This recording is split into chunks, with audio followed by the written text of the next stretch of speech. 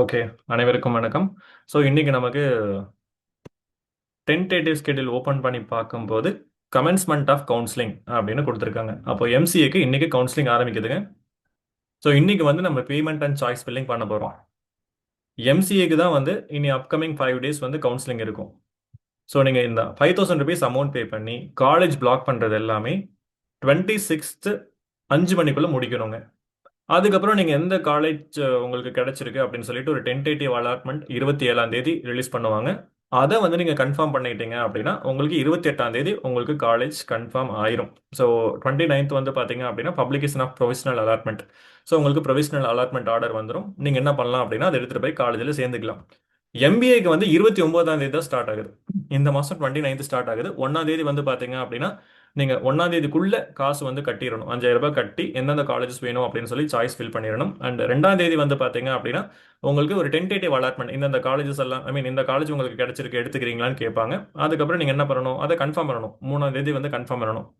அப்புறம் 4ஆம் தேதி வந்து பார்த்தீங்க அப்படின்னா உங்களுக்கு ப்ரொவிஷனல் அலாட்மெண்ட் கொடுத்துருவாங்க. யாருக்கு? எம்பிஏ மக்களுக்கு. அதுக்கப்புறம் இந்த விஷயத்துல இதுலயுமே வந்து காலேஜ் உங்களுக்கு அலாட் ஆகலை அப்படின்னா சப்ளிமெண்டரி கவுன்சிலிங் வந்து போகலாம். எம்சிஏக்கு வந்து 5ஆம் தேதியும் எம்பிஏக்கு வந்து பார்த்தீங்க அப்படின்னா 6ஆம் தேதி ப்ளஸ் 7ஆம் தேதி 2 நாளையும் வந்து நடக்கும். பேஸ்ட் ஆன் உங்களோட மார்க்கை வச்சு வந்து பார்த்தீங்கன்னா நடக்கும் அப்படின்னு சொல்லி போட்டிருக்காங்க. அதுக்கப்புறம் வந்து பார்த்தீங்க அப்படின்னா graded community wise counselling. So இந்த மாதிரி ஒரு விஷயம் கொடுத்துருக்காங்க. ஸோ விச் மீன்ஸ் உங்களுக்கு வந்துட்டு ஐ திங்க் அது வந்து உங்களுக்கு எஸ்சி கவுன்சிலிங் வரும்னு நினைக்கிறேன். ஸோ அதை பற்றி நம்ம பின்னாடி பார்க்கலாங்க. இப்போ நம்ம எம்சிஏ அண்ட் எம்பிஏக்கு மட்டும் கவுன்சிலிங் வந்து எப்படி சாய்ஸ் ஃபில் பண்ணுறது அப்படின்னு பார்க்க போகிறோம். எம்பிஏக்கும் இதுதாங்க.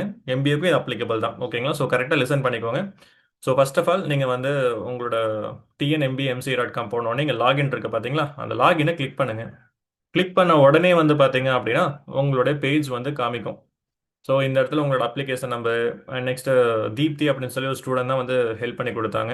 ஓகே, ஸோ இதை கிரியேட் பண்ணுறதுக்கு. ஸோ அவங்க வந்து இனி காசு கட்டல அப்படிங்கிறதால நாட் பெய்டு அப்படின்னு சொல்லி காமிக்குது. ரைட், ஸோ நாட் பெய்டு அப்படின்னு சொல்லி காமிக்குது. அப்போ நீங்கள் முதல்ல காசு கட்டணும். ஸோ நெக்ஸ்ட் வந்து நீங்கள் காசு கட்டணும் அப்படின்னா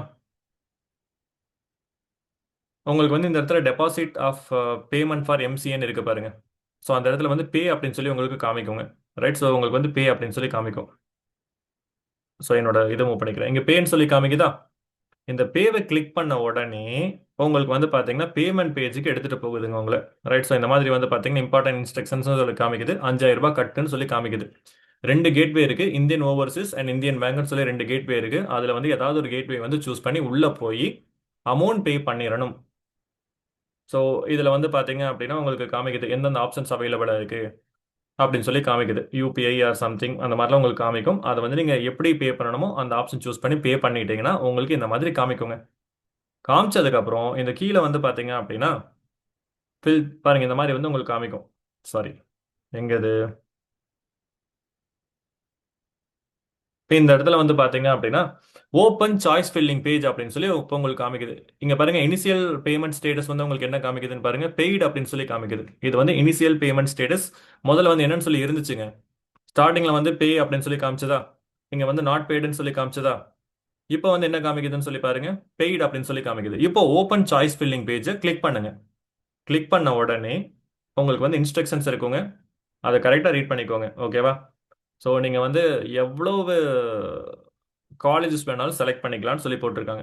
நெக்ஸ்ட் வந்து பார்த்தீங்க அப்படின்னா you can select a course from a college that have 0 seat available in your community and in OC category. ஒருவேளை உங்களோட கம்யூனிட்டி லெட்ஸே நீங்கள் வந்து ஒரு எஸ்சி கேட்டகரியாக இருக்கீங்க, உங்களுக்கு வந்து பார்த்தீங்க அப்படின்னா அந்த காலேஜில் எஸ்சி கம்யூனிட்டிக்கு வந்து சீட்டே அலாட் பண்ணல, பட் ஓசி கம்யூனிட்டி இருந்துச்சுன்னா நீங்கள் அதில் வந்து வாட் சீட்டை வந்துட்டு அவைல் பண்ணிக்கலாம் அப்படிங்கிற மாதிரி வந்து கொடுத்துருக்காங்க. For SCA candidates you are allot to select choice from SC community just in case there is no seats available in OC or SCA.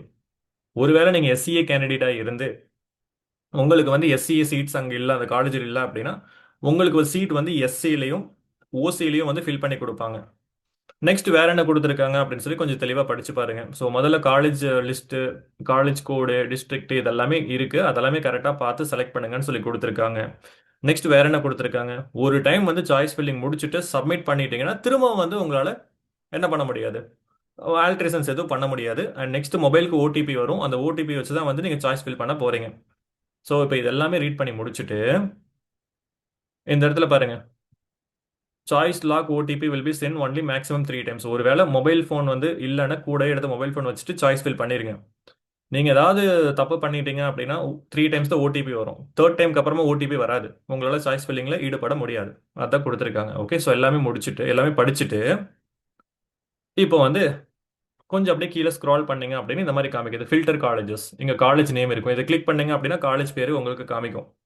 அந்த காலேஜ் பேரை வந்து பாத்தீங்க அப்படின்னா ஒன் பை ஒன்னா நீங்க செலக்ட் பண்ணிக்கலாம். இல்ல கீழேயே வந்து பாத்தீங்க அப்படின்னா லிஸ்ட் பண்ணிருக்காங்க பாருங்க. இதெல்லாம் வந்து பாத்தீங்கன்னா லைனா காலேஜோட இது நம்பர்ஸ் வந்து பாத்தீங்கன்னா லிஸ்ட் பண்ணிருக்காங்க. ஸோ தீப்தி வந்து பாத்தீங்க அப்படின்னா first PSG College of Technology check பண்ணிருக்காங்க. செக் பண்ணோன்னே இங்க ஒன் அப்படின்னு வந்திருக்கா. அப்ப இதுதான் வந்து சாய்ஸ் ஆர்டர் ஒன். அந்த பொண்ணுக்கு ஃபர்ஸ்ட் வந்து எனக்கு பிஎஸ்ஜி தான் வேணும் அப்படின்னு சொல்லி கேட்குறாங்க. ஸோ அதனால வந்து ஃபர்ஸ்ட் இதை கிளிக் பண்ணிருக்காங்க. நெக்ஸ்ட் இங்க வந்து சைடில் பாருங்க 9-7 இருக்கு இல்லையா. ஸோ அது 9-7. ஸோ 9 வந்து பாத்தீங்க அப்படின்னா ஓசி அதர் கேட்டகரியில அவங்களுக்கு இருக்கக்கூடிய சீட்ஸ். இந்த 7 வந்து பாத்தீங்க அப்படின்னா அவங்க பிசி கம்யூனிட்டி. ஸோ பிசியில் வந்து பாத்தீங்கன்னா அவங்களுக்கு 7 சீட்ஸ் இருக்கு. அந்த 7 வந்து பாத்தீங்க அப்படின்னா காமிக்குது. ஓகேவா. ஸோ இப்போ வந்து பாத்தீங்க அப்படின்னா ஃபர்ஸ்ட் சாய்ஸ் வந்து அவங்க கொடுத்துட்டாங்க.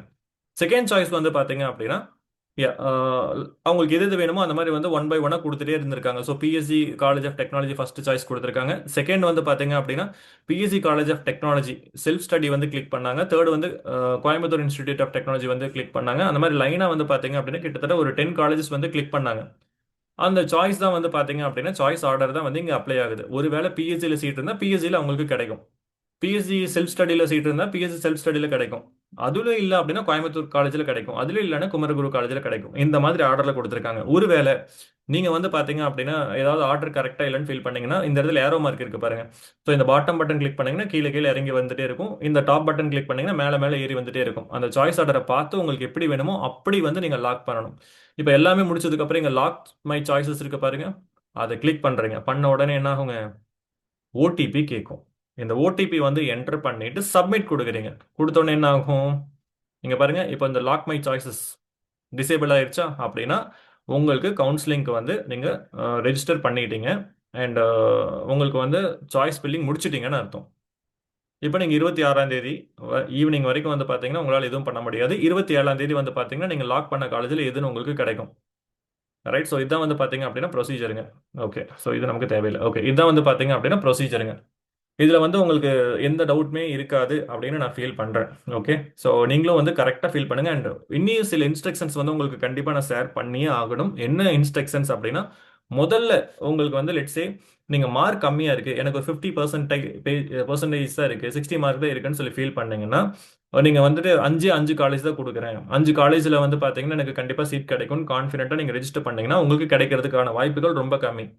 நீங்க மார்க் ரொம்ப கம்மியா இருந்துச்சுன்னா maximum number of colleges select பண்ணணும். ஏன்னா அதில் தான் ஏதாவது ஒரு சீட் உங்களுக்கு கிடைக்கும். 4 காலேஜ் செலக்ட் பண்ணி அந்த 4 காலேஜில் சீட் கிடைக்கல அப்படின்னா உங்களுக்கு சீட் கிடைக்காது.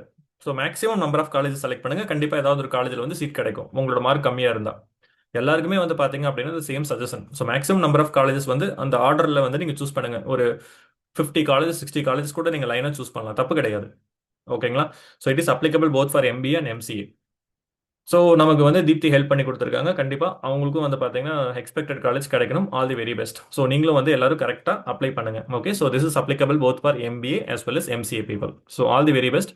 கண்டிப்பாக இது உங்களுக்கு ஹெல்ப்ஃபுல்லாக இருக்கும் அப்படின்னு நினைக்கிறேன். So thank you so much for your பேசன்ஸ்.